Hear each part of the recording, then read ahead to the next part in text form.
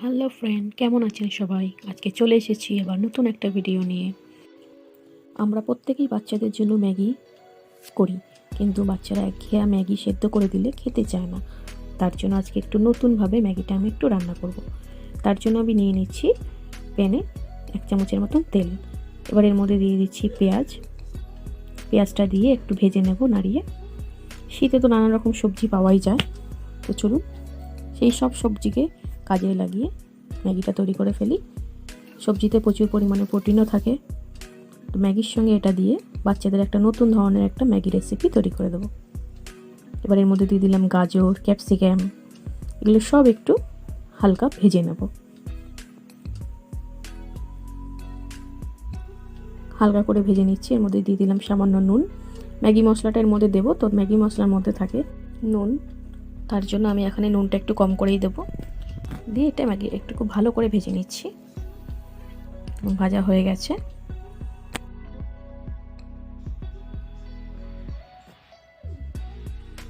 এবারে ম্যাগিটার মধ্যে আমি একটা ডিম অ্যাড করব।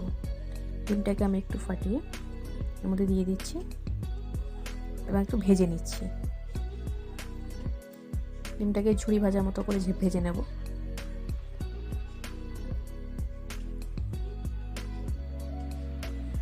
রান্না করতে খুব একটা বেশি তেল দিতে হবে না,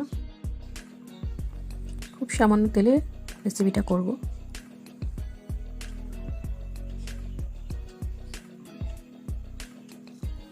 এবার এইগুলোকে একসঙ্গে মিশিয়ে দিলাম সবজির সঙ্গে ডিমটাকে। এবার ম্যাগিগুলোকে একটু হাতে ভেঙে দেবো এর মধ্যে, দিয়ে একটু নাড়িয়ে 2-3 মতন একটু নাড়িয়ে একটু ভেজে নেব। খুব একটা কড়া করে ভাজা হবে না ম্যাগিটা। হয়ে গেছে। এবার এর মধ্যে দিয়ে দিচ্ছি 2 কাপ জল। আমি যেহেতু দুটো ম্যাগি ব্যবহার করেছি এখানে, তাই আমি 2 কাপ জল দিলাম। ম্যাগিটা সেদ্ধ হবে, সঙ্গে সবজিগুলোও সেদ্ধ হবে, তার জন্য। এবার লাস্টে দিয়ে দিচ্ছি এর মধ্যে ম্যাগি মশলা। আমি এখানে 2 প্যাকেট ম্যাগির মধ্যে 2 প্যাকেট মশলা যে ছিল সেটাই ব্যবহার করেছি। দিয়ে এটাকে চাপা দিয়ে মিনিট 10-এর মতো রান্না করে নেব। দেখুন হয়ে গেছে, ম্যাগিটাও সেদ্ধ হয়ে গেছে, সবজিগুলোও তার সঙ্গে সেদ্ধ হয়ে গেছে।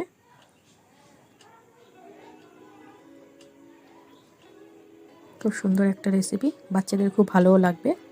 বাড়িতে অবশ্যই ট্রাই করবেন, কেমন লাগলো জানাবেন।